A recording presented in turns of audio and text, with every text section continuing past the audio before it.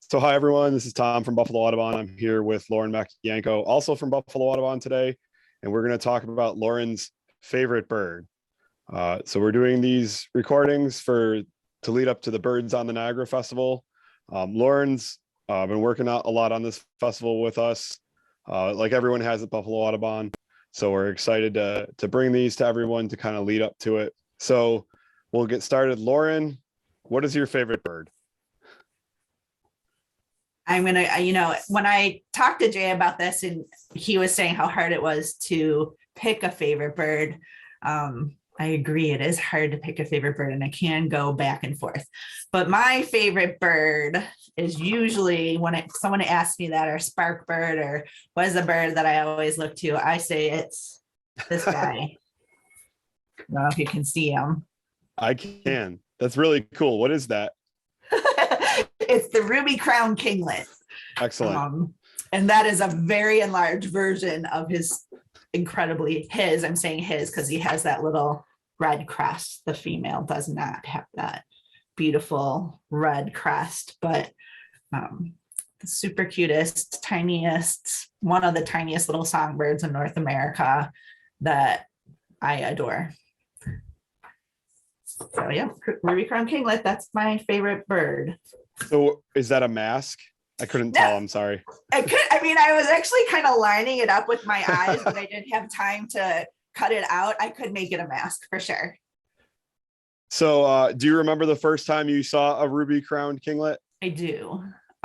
So when I worked at Tiff Nature Preserve as an educator in the early 2000s and was out with some volunteers. Most likely, I don't recall who I was with during my spring migration, and what seemed to be the barely visible little birds flit in the shrubs, and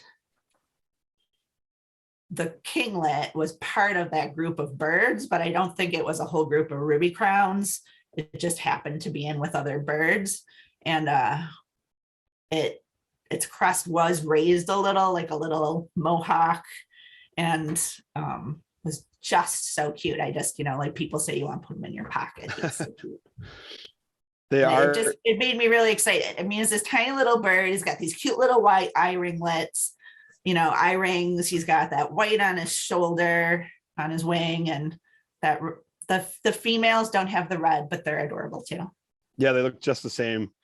The males actually can raise and lower that crest. So unless they get excited and raise it, you don't know right away. No. But it is pretty special to see that crest. I don't feel like I see it very often, but especially I never see it. In spring. In spring, they get excited. They're one of the first birds to arrive in spring, and I really like that about them. It's like we get like a week where it's nothing but kinglets, and you want to go out and it's like, okay, it's time for warblers, but it's still hundreds of kinglets everywhere, and they are fun.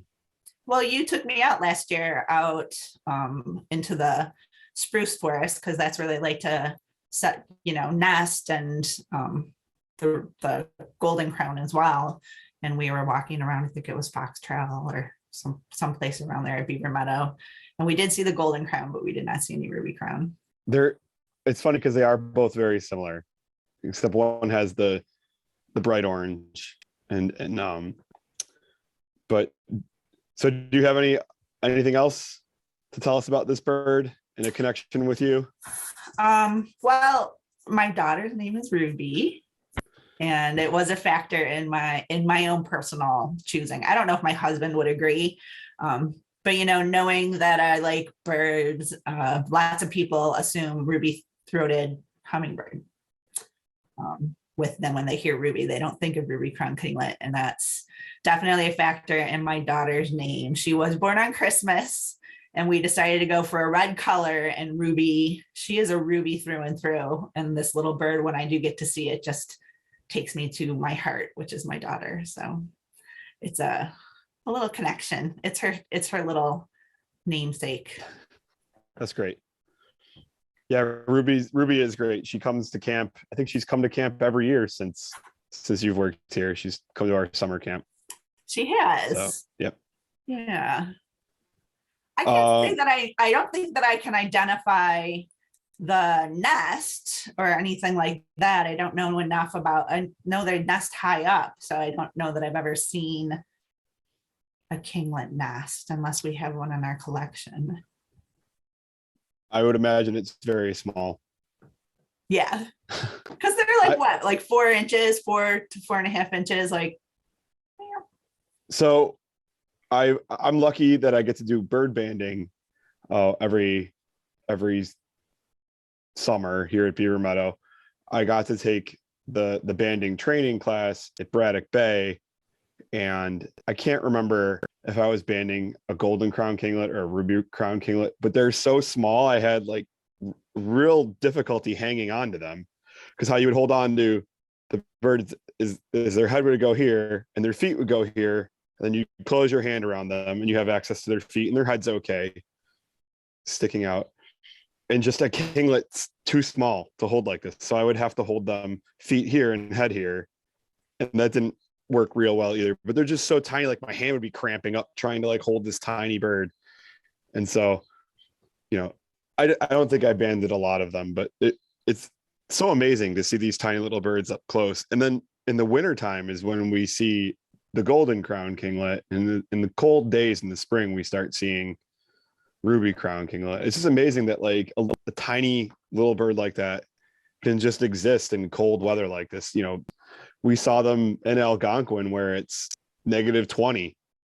Yeah. Last time we were up there. So it is amazing that they don't just, there's nothing to them, and they just are able to keep that fire going inside and keep them warm.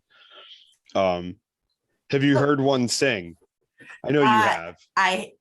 I have, and that was with you, or with the golden crown. The ruby crown, I was actually listening to the song, and there is no way that I could do the mnemonics on that one, because it's like 3 different waves that it goes through. It's just song. It's just an explosion of song. Yeah. And I don't know if we could add it to the link, but I could try to play it through the microphone here.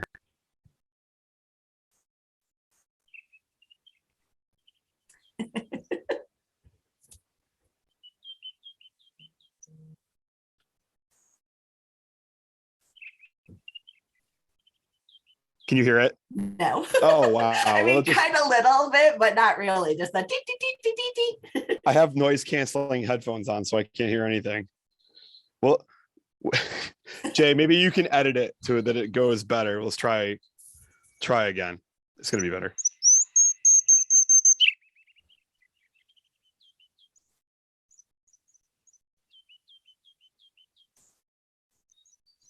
Can't hear it, but you know what? I can definitely add a soundtrack. I can find a track at Macaulay or someplace like that, or maybe what you have. We'll do that. Yeah. I love their song, and I wanted to play it. It's so cheerful, and it's like this cheerful, like, I'm so happy that spring is here song. I love that. That is super cute to think about that like that. Yeah. The other thing about them that I thought was kind of neat when I was reading more about them once was that they do seem more elusive in that they don't necessarily flock together as much as like the golden crowns. The golden crown, you might see a bunch of them together, but the ruby crowns are usually more solo, which makes it a little bit tougher to find them, and also makes it a little more exciting when you do. Right. Well, I like what you said though too at the beginning, how hard it is to figure out what your favorite bird is. And I'm sure I've said that, and Jay said that, and we'll hear so many people say that through recording this, that they're just all so amazing, and it's so hard. And sometimes you just got to pick one. Yeah. Because people ask us all the time, like, what's our favorite bird? And then they don't want I don't know. It's, they don't want to hear that. Terrible. That's terrible. Tom Kerr. And I change mine all the time. It's okay. It depends on how I feel today, but you have such a great personal connection and story to tell with that bird and your daughter. So that's really great. Sometimes she forgets that story, and I remind her of it. And then she's like, oh, they're so cute. I love them. Oh, they're so cute. It's a good bird to name your your kid after, not like, I don't know. I don't want to think of like like this is my son, great blackback gull. So it's definitely one that fits really well. Yeah. Is a name choice. I guess there's Jay. Yeah. Oh, I know somebody named Jay. So that would have worked if you had a boy. Phoebe for a girl. Ruby is one that I wouldn't have thought of as fast. But that's really cool. Yeah, there are a lot, it's just the color names are probably the ones that are most associated. Scarlet, you got Scarlet Tanager. Another really cool bird. All right, well, thank you, Lauren. Looking forward to working with you more on Birds on the Niagara and getting that going. And that's that is 4 weeks from today. We will kick off the first programming on Birds in the Niagara. So thanks everyone for today when we recorded it. I'm not sure it'll be up it'll be up today. It'll be February 11th and 12th with a little kickoff on the Thursday, February 10th too. So thanks everyone for watching. Thanks, Lauren. Thank you. I just wanted to say also our Canadian partners on the other side of the border do have a couple things going on Sunday as well. Hopefully, yeah, I have something exactly. going on Sunday, which will be Super Bowl Sunday. Thanks, Tom. Thank you. Bye. Bye.